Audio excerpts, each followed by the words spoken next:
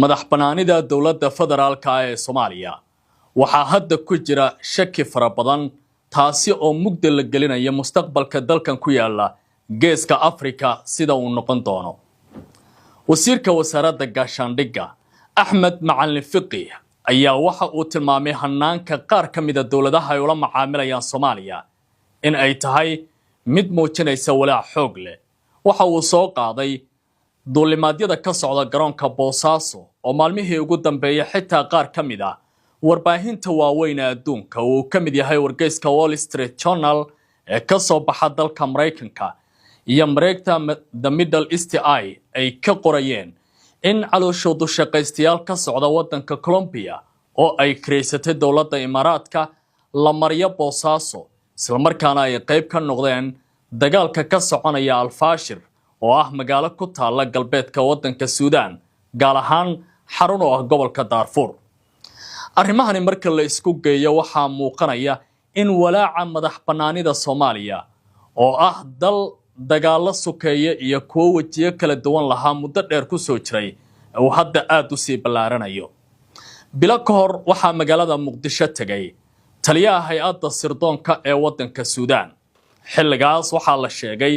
in malaf xasaasi ah uu ku wareejiyay dowladda federaalka isla markaana uu si gaar ah ula wadaagay madaxweynaha Soomaaliya Xasan Sheekh Maxamuud laakiin maalintii ku xigtay markii uu tagay Muqdisho waxa iyana safar ku gaaray caasimadda Soomaaliya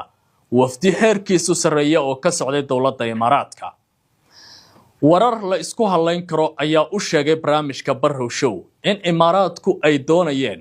in laba arrin ay ka ogaadaan Muqdisho waa mare inay helaan xogta ay wadeen dowladda Suudaan gaar ahaan taliyaheeda nabad sugidda iyo waliba in Abu Dhabi ay si gaar ah ula macaamisho Muqdisho loona soo daayo kabla siin jira ciidamadeeda qaybo ka mid ah lana sidoo kalena macaamil gooniya ay la samayso dowladda uu hogaamiye madaxweyne Xasan Sheekh Maxamuud lama oga go'aanka dowladdu ay markaasi qaadatay laakiin waxa muuqanaya hadda Imaaraadka iyo dowladda federaalka inay aad u kala fog yihiin waxana laga dheehan karay hadalkii maanta uu jeediyay wasiirka wasaaradda gaashaandhigga ee dowladda Soomaaliya oo ku taala marin istiraatiiji ah marka la fiiriyo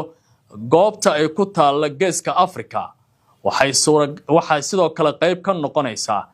hanaanka loolanka juqraafi siyaasadeed ee gobolkan uu wajahayo waxana ay Imaaraadku doonayaan in dalkan ay ka dhigtaan waa sida qaar ka mid ah qubaradu ay tilmaamayaan loolanka juqraafi siyaasadeedka iyo dagaalka aamusan ee dekadaha halka ay ka bilaabaan meelaha la doonayo wadamada kale in laga saameeyo in duulimaadyo ka tagay magaalada Boosaaso ay ka degaan dalka Suudaan iyo Niger dowladda Soomaaliya inay afkeeda ka qirato waa arrin kale oo baraarug gelinaysa dad fara badan oo aqoonyahan Soomaaliyeed laakiin waxa la isweydiin karaa ilaa intee ayay Soomaaliya dowladda Imaaraadku sidaan ula macaamilaysaa sidoo kalena ay u noqon karaysaa dowlado kale bartilmaameed laga tusaale qaato waxay hadda dowladda Abu Dhabi ka sameynayso laakiin su'aal kale ayaa taagan oo muhiim ah oo ku saabsan maxay madaxda sare ee dowladda federaalka ee Soomaaliya arrintan banaanka u keenay laayeen si gaar ah madaxweyne Xasan Sheekh Maxamuud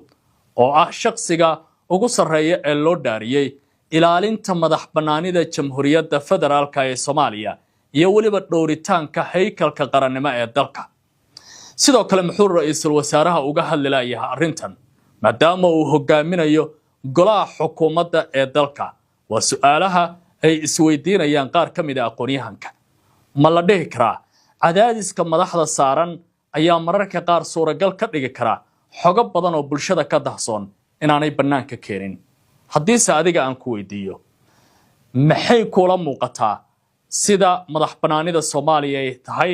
haddiiba wasiirka gaashaandhigga uu leeyahay waxa ka soconaya Boosaaso ogaal badan kama haysano